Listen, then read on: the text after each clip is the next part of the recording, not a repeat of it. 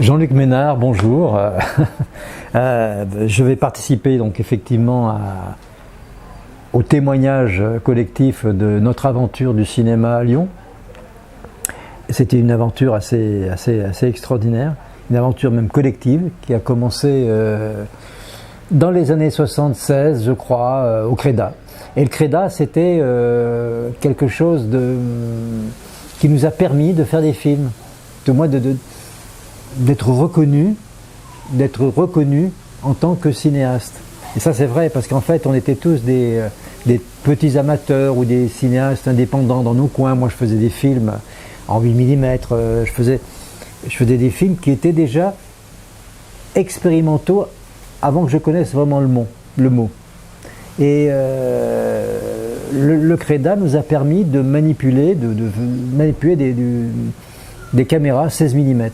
Donc on a découvert au Créda l'utilisation de caméras 16 mm. On prenait des cours, il y avait des cours collectifs qui étaient organisés sur la mise en scène, sur le cadrage, sur la lumière, sur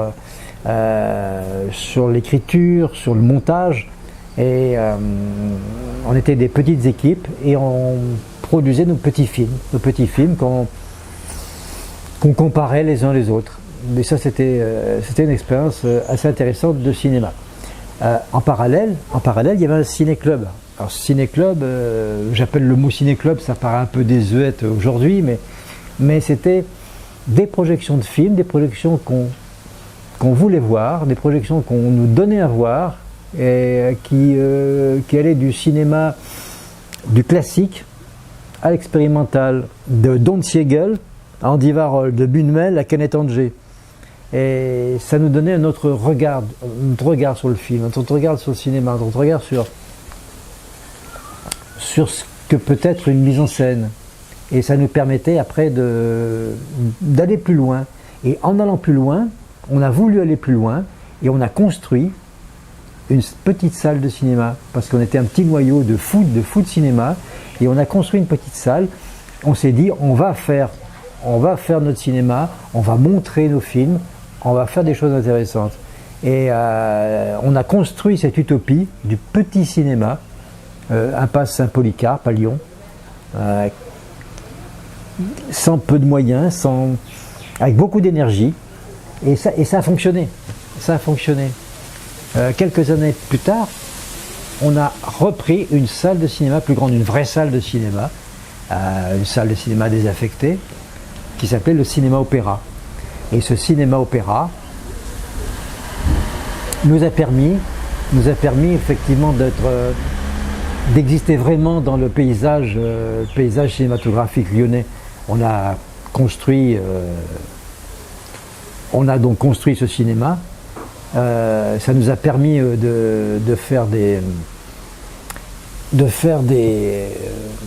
manifestations, de faire venir des artistes, d'être en forme sur plein de choses au niveau d'expérience cinématographique. Et pour moi, personnellement,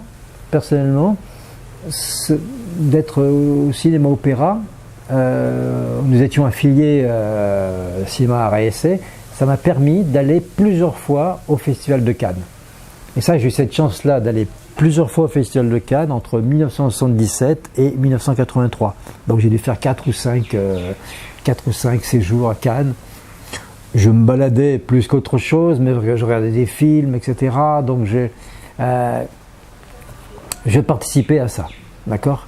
Voilà. Et j'ai fait aussi le projectionniste aussi, donc c'est le côté, pas le côté obscur, au contraire, le projectionniste il est dans l'ombre, mais il permet de projeter la salle et on voit du cinéma différemment. On voit un film différemment de la salle de projection, de la cabine de projection, pardon. D'accord. Donc de la cabine au Festival de Cannes, ça m'a permis énormément de choses au cinéma. Voilà, donc c'est une expérience collective qui m'a marqué, qui me marque toujours. Je suis toujours en relation avec les fondateurs, avec les anciens du cinéma. Et en 85, j'ai continué moi aussi à faire des petits films, etc. Et je suis parti sur l'île de la Réunion, où j'ai continué aussi à faire quelques petites expériences cinématographiques. Voilà un petit peu, c'était pour mon témoignage sur l'aventure. L'aventure du cinéma, et l'aventure, c'est l'aventure.